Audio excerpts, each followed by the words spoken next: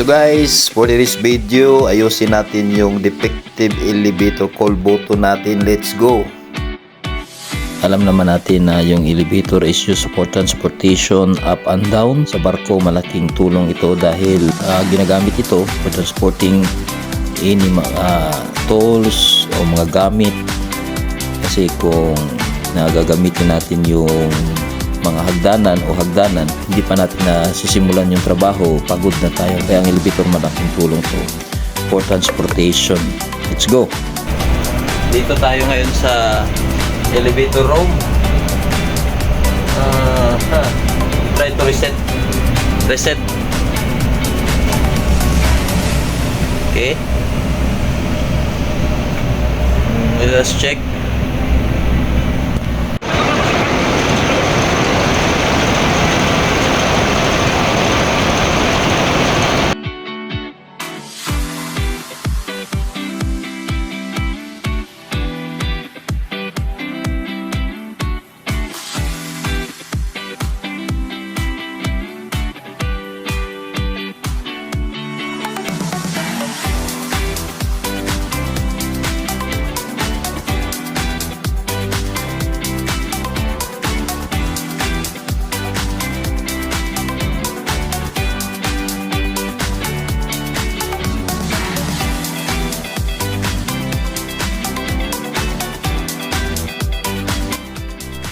Open natin elevator, no? Check natin kung naka-activate ba ang emergency push button. Check natin kung ano yung status inside sa elevator.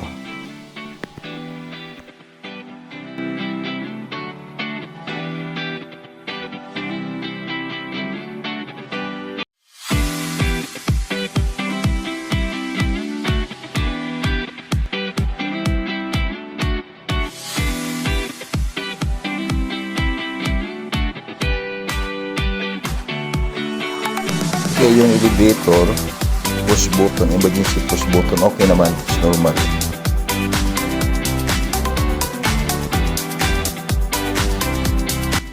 Okay naman yung elevator.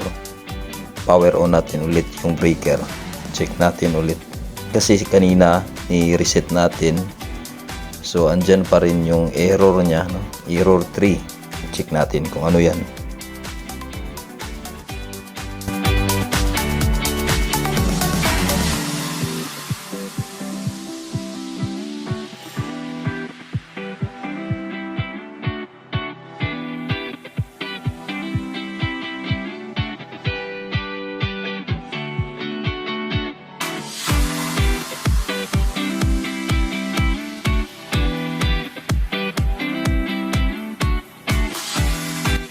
May abnormal na nagbi-blink dito sa cool button.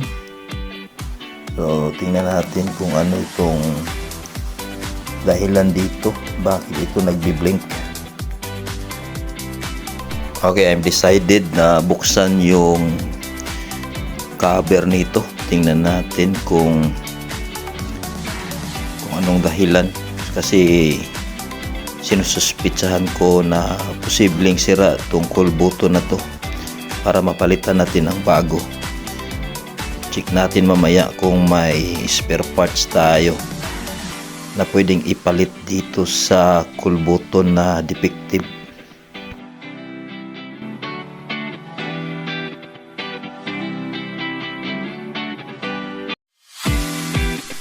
Okay, nabuksan na natin yung cool button, no?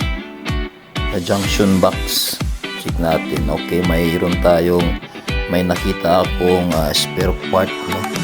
Spare ng cool button. Palitan natin.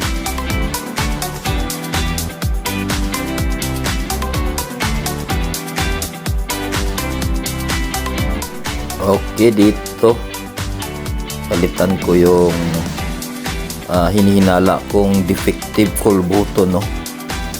Sa third floor. Tingnan natin kung siya yung dahilan. So buti may nakita tayong spare part. Sige.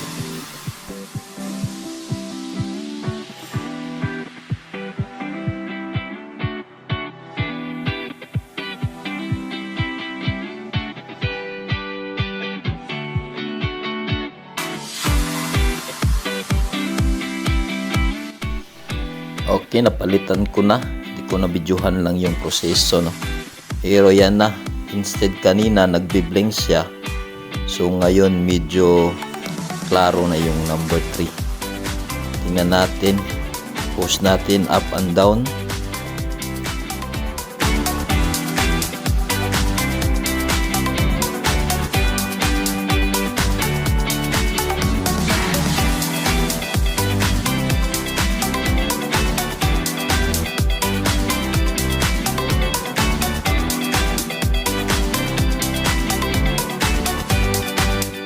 Okay guys, no, okay na yung elevator natin. Push button, call button lang talaga yung problema. Pinalitan natin pero okay na siya.